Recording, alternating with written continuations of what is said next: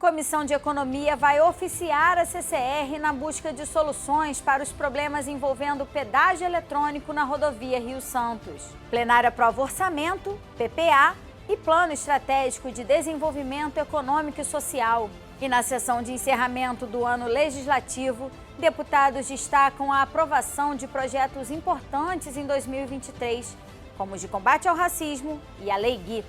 O Jornal da Alerj está começando agora.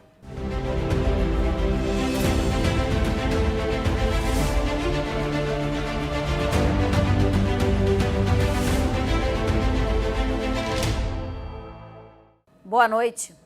A Comissão de Economia da Alerj vai oficiar a CCR Rio-São Paulo e os demais órgãos responsáveis pelo pedágio eletrônico na rodovia Rio-Santos, na Costa Verde do estado, para buscar soluções para as falhas que vêm sendo denunciadas pelos usuários do sistema.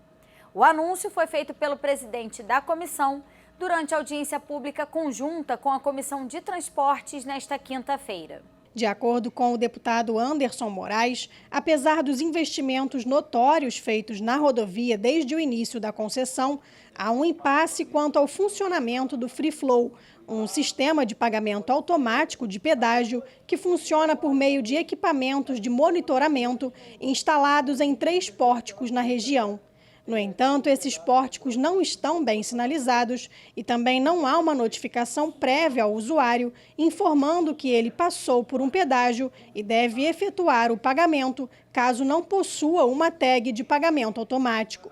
O deputado lamentou a ausência da Agência Nacional de Transportes Terrestres e das operadoras de tag na audiência e informou que espera uma resposta das empresas à população, pois o consumidor não pode continuar sendo lesado por um sistema que ainda não é eficiente. Não é muito satisfatório, ao meu ver, a gente saber que os usuários são achados, muitas das vezes para serem multados, mas não são achados para poder serem pelo menos notificados, né, daquilo que está acontecendo. Quando eu falo isso com relação, às vezes, à passagem ali, o meu receio é que eu tenho certeza que muitas pessoas estão passando por ali e que elas, por não conhecer a região ou algo desse tipo, elas não tenham nem saibam do que está acontecendo. Então eu acho muito importante a CCR, a NTT, as empresas de tag, elas se reunirem e criarem uma força-tarefa entre elas para que essas pessoas possam ser ao menos notificadas e tenham o direito de se defender, de pagar a sua dívida. Nós vamos fazer um documento, sim, oficial aqui, envolvendo todos os personagens que aqui estavam e enviaremos para a CCR e para os demais para as demais instituições e vamos aguardar a resposta para daí sim pensar no que vamos fazer. Como representante dos moradores da região, o vereador de Mangaratiba, Hugo Grassano, apresentou através de fotos e prints de relatos dos usuários uma série de falhas no sistema e a ausência de sinalização e avisos na rodovia em relação ao pedágio eletrônico. Segundo ele, o registro para pagamento no site ou no aplicativo da CCR só aparece após 5 dias e o consumidor é obrigado a ficar acessando várias vezes para tentar pagar. Após 15 dias, o usuário é multado se não fizer o pagamento. A pessoa que chega na Costa Verde hoje não faz ideia que ele tem um pórtico eletrônico, sobretudo à noite, passa por ali e não tem ideia, né, do que tem, e se ainda que teve ideia, vai puxar isso para o sistema e fica 1 dia, 2 dias, 3, 5 dias puxando e não vem a cobrança. 14º dia, meia-noite, ele é cobrado R$ 195 e tem 5 pontos na sua carteira. E a gente está sendo penalizado por um sistema que está em construção, em aprimoramento.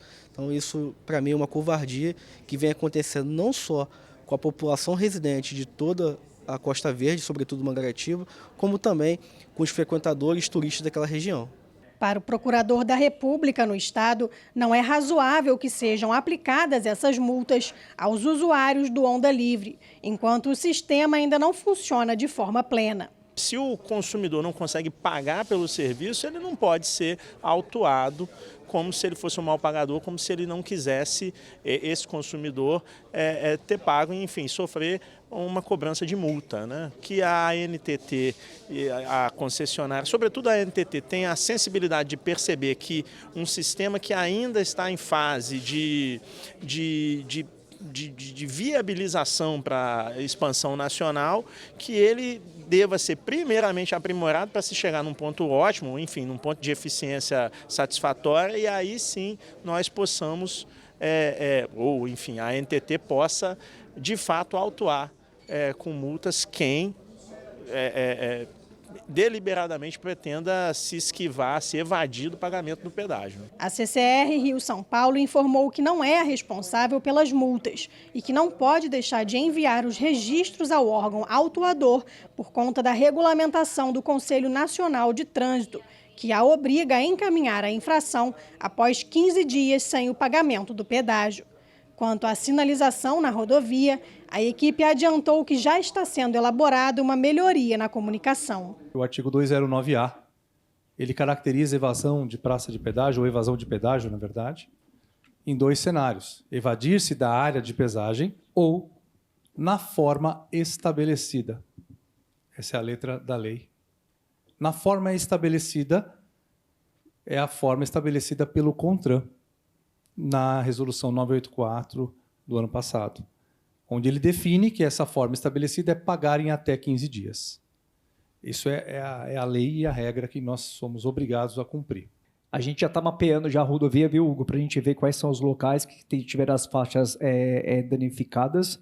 A gente está aplicando, faz 2 semanas, uma pesquisa na região para a gente entender o que mais a gente precisa aprimorar essa questão de comunicação. Isso é uma pesquisa que a gente vem fazendo desde o ano passado.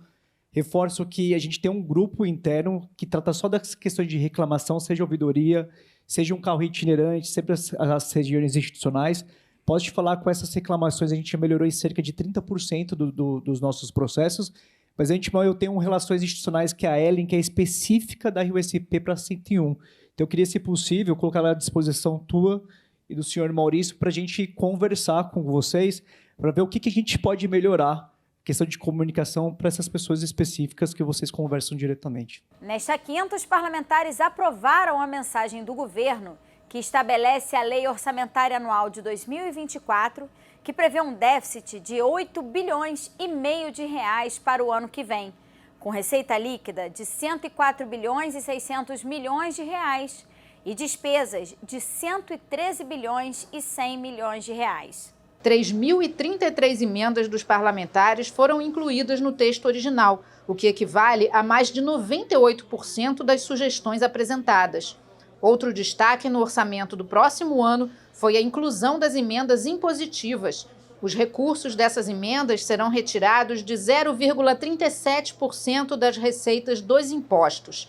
30% vão para a educação, 30% para a saúde e os 40% restantes para indicação e uso livre dos parlamentares. Cada deputado terá aproximadamente 2 milhões e 700 mil reais para destinar a diferentes áreas. A matéria segue agora para análise do governador. Também foi analisado o Plano Plurianual, o PPA, que define diretrizes orçamentárias para o quadriênio 2024-2027. 206 emendas dos parlamentares foram incluídas ao texto original do governo. Já o projeto que cria o PEDES, Plano Estratégico de Desenvolvimento Econômico e Social, teve 50 emendas acatadas pela Comissão de Orçamento. Uma delas foi a do deputado Luiz Paulo, que inclui as despesas com segurança pública. As mensagens seguem para a sanção ou veto do governador. Pela primeira vez, a Assembleia aprovou um orçamento sem nenhuma receita duvidosa, né? Porque muitas das vezes a gente aqui, e temos que fazer a meia-culpa, a gente aumentava a receita com receitas duvidosas, receitas fictícias, e depois elas não aconteciam e a gente ia acumulando esses problemas. Então, pela primeira vez na história da Assembleia, a previsão que a Secretaria de Fazenda mandou saiu igualzinho aqui da casa. E é difícil porque você tem muitas demandas dos deputados legítimas, tem demanda dos poderes legítimos, isso foi um fato histórico. O segundo fato histórico foi que nós somos a primeira Assembleia do país a institucionalizar o Plano Estratégico de Desenvolvimento, né, que dá um horizonte maior de 8 anos. E também histórico a questão das nossas emendas impositivas, porque eu tenho certeza que o deputado, mais até que o secretário, porque o deputado está sempre em contato com as suas bases, sabe quais são as necessidades das suas bases. Então, as emendas impositivas foram aprovadas e têm que estar empenhadas até maio. Essas são as novidades desse orçamento. Também foi discutido o projeto de lei complementar do governo que altera a lei do Fundo Estadual de Combate à Pobreza. A medida isenta alguns setores da contribuição para o fundo, entre eles o fornecimento de alimentação e o refino de sal para a alimentação. O projeto também aumenta em 2% até o fim de 2031 as operações com energia elétrica que ultrapassem o consumo de 300 kWh mensais e os serviços de telecomunicações. A matéria foi aprovada e segue para análise do governador. O projeto original que foi aprovado estava mantendo 4%, 2% que incide em todos os produtos, com exceção daqueles que são isentos, estão na cesta básica, etc., e mais 2% em cima de energia e telecomunicações. Então está sendo corrigido, no meu entendimento, retirando os 2% que incidem em energia e telecomunicações, mas mantendo os 2% que incidem sobre todos os produtos, mas aí especificamente só acima de um consumo de 300 kW. Outra mensagem do governo é a que recria a Secretaria Estadual de Segurança Pública, que será responsável pela coordenação das políticas públicas de prevenção, controle e combate à criminalidade, além de coordenar as ações das secretarias de Polícia Militar e Polícia Civil. Os cargos em comissão da nova pasta devem ser criados a partir da transformação e transferência dos cargos já existentes na estrutura do Poder Executivo, sem aumento de despesas. O projeto também altera a lei que criou o Fundo Estadual de Segurança Pública. Segundo o texto, a gestão orçamentária do fundo vai ser feita pela Secretaria Estadual de Segurança e o Conselho de Administração do fundo deve ser presidido pelo secretário de Segurança ou por alguém indicado por ele. A mensagem aprovada segue para sanção ou veto do governador. Hoje o parlamento dá uma demonstração de trabalhar em parceria com o Poder Executivo para resolver os problemas de segurança pública. Na verdade, a montagem da secretaria tem um único condão, que é melhorar a segurança pública do Estado. Então, hoje aqui é oposição e situação, obviamente que sob a liderança do nosso presidente, Rodrigo Bacelar, chega a um acordo, consenso e aprovado o projeto de lei com a retirada das emendas. Também foi analisado o projeto do deputado Márcio Canella para aperfeiçoar a lei que cria o voluntariado no serviço público do Estado. De acordo com o texto, a carga horária do serviço voluntário passa a ser computada como tempo de estágio obrigatório exigido nas instituições de ensino e nos concursos públicos. A proposta recebeu uma emenda e vai ser analisada nas comissões. A proposta da deputada Célia Jordão determina o pagamento de multas em caso de falha no fornecimento de energia elétrica. Os valores devem ser pagos pelas concessionárias aos consumidores prejudicados, através de créditos nas contas mensais. A multa será equivalente a 5 vezes a média de consumo do usuário, levando em conta o intervalo de tempo em que a falha aconteceu. O projeto aprovado retorna ao plenário para a segunda discussão. Esse projeto de lei que prevê essa multa indenizatória, que vem muito pelo viés da defesa do consumidor, ele vai contribuir muito e responsabilizar essas concessionárias para que elas façam de verdade investimentos que são necessários para a melhoria da qualidade do fornecimento dessa energia. Nós já fizemos na casa diversas audiências públicas e ali ficou constatado de que investimentos verdadeiros para a melhoria dessa qualidade dos serviços não há. Aprovada também a indicação legislativa que pede ao governador a criação do Estatuto das Blitzes. O texto assinado pelos deputados Alan Lopes, Felipe Poubel e Rodrigo Amorim vai para a sanção do governador. Bom, o Estatuto das Blitzes, ele define de uma vez por todas e regula o que é uma blitz de trânsito, o que é uma blitz de segurança. A blitz de segurança tem caráter de averiguar se tem mandado em aberto, se tem arma no interior do veículo, se tem drogas. E a blitz de trânsito, que é uma blitz feita pelo Detran, é aquela blitz que tem o de cunho observar se o condutor está com licenciamento vencido, se há alguma irregularidade de transporte de passageiros. Não cabe em nenhum momento no CTB, por exemplo, a remoção do veículo por IPVA atrasado. Essa discussão já foi vencida, já foi desvinculado isso, mas o que estava acontecendo era um abuso por parte de agentes públicos em rebocar esses veículos com o IPVA atrasado. Na sessão extraordinária, os parlamentares analisaram a mensagem que autoriza o governo a destinar recursos até o limite previsto na lei orçamentária e no plano plurianual ou através de suplementação orçamentária para a execução de ações dos programas habitacionais de interesse social desenvolvidos pelo governo. O Executivo vai fazer o aporte dos recursos complementando o valor de aquisição ou de produção dos imóveis diretamente aos beneficiários finais, que devem ser famílias com renda de até R$ 7.500. Segundo o governo, a medida se justifica pelo déficit habitacional de mais de 500 mil famílias no estado. O texto aprovado segue para sanção ou veto do governador. Também discutido o projeto que cria a política estadual de incentivo financeiro à atenção primária nos municípios. De acordo com o texto do deputado Renato Miranda, será estabelecido um novo modelo de financiamento de custeio da atenção primária à saúde. Os recursos devem ser distribuídos aos municípios que estiverem de acordo com a estratégia de consolidação e expansão da atenção primária em saúde no estado. E para a obtenção do incentivo, a cidade deve comprovar um mínimo de 72% de cobertura da atenção primária à saúde. Indicadores de qualidade também serão utilizados para definir o financiamento. O texto foi aprovado e depende da sanção do governador para se tornar lei. E na sessão de encerramento do ano legislativo, os deputados destacaram a aprovação de projetos importantes em 2023, como os de combate ao racismo e a Lei Gui. Após a votação dos projetos, os deputados realizaram a sessão de encerramento do ano legislativo, que também aconteceu no plenário do Palácio Tiradentes. Um relatório foi lido pela deputada Renata Souza, com dados sobre as atividades parlamentares ao longo de 2023. Foram 2.691 projetos apresentados pelos deputados, sendo que 249 viraram lei.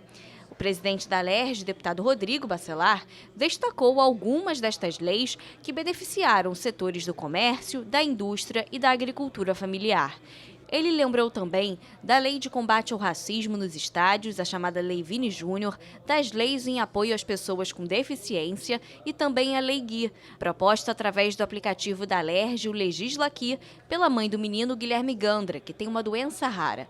As 5 CPIs instaladas para fiscalizar diferentes setores do Estado foram citadas por Bacelar, que encerrou lembrando do aumento do número de mulheres na mesa diretora, que passou de 2 para 5 deputadas. Muito feliz, eu acho que nada disso seria possível se não fosse o empenho dos 69 colegas ao meu lado.